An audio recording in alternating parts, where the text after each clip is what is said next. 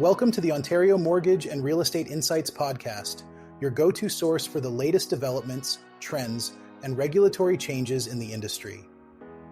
I'm your host, Steve Hamoan, here to provide you with insights sourced from reputable news outlets to help you stay informed and make well-informed decisions.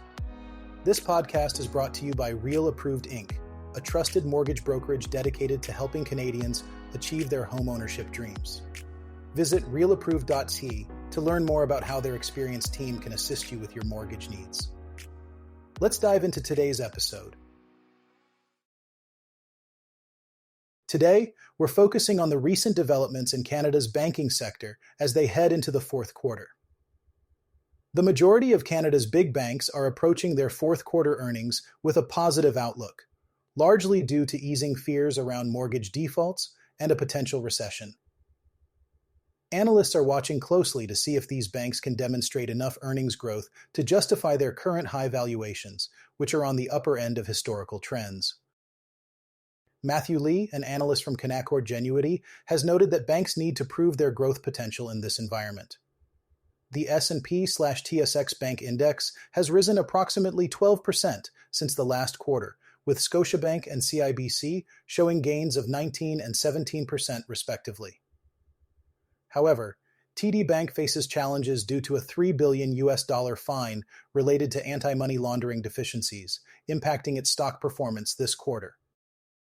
Lee points out that while the banks are trading at a lofty 12.1 times earnings, this is supported by a positive growth environment and strong capital positions.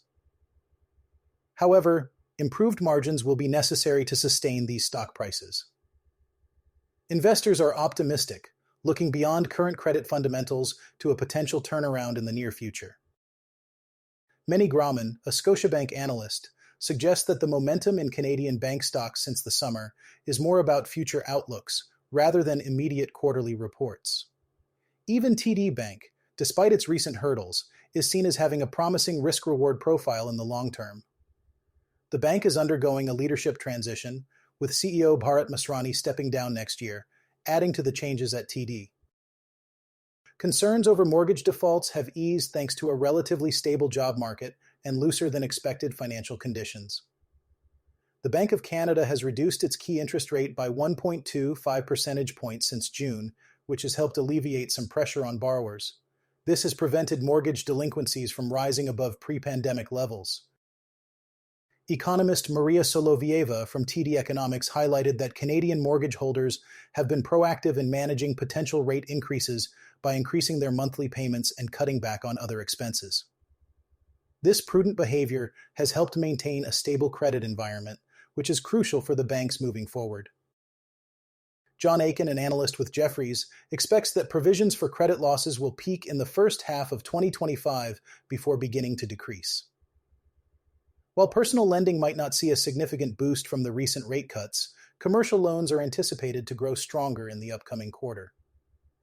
Aiken suggests that consumer lending growth resuming by the first half of 2025 could be a significant factor in lifting Canadian banks' valuations. Looking ahead, analysts will also be keeping an eye on factors such as immigration numbers and their potential impact on the banking sector. Additionally, the political landscape in the United States, particularly under Donald Trump's presidency, could introduce uncertainties, but could also offer opportunities for Canadian banks with U.S. operations.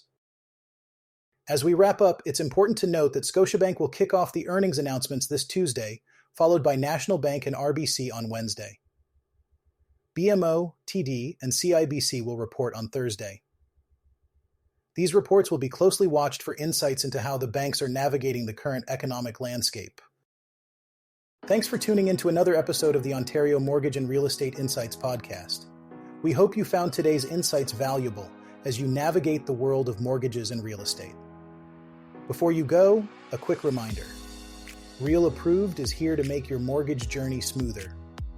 Whether you're buying your first home or refinancing, their experienced team is ready to guide you with personalized support every step of the way.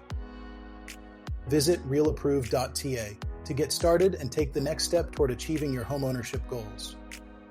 Catch you next time and stay informed with the latest industry insights.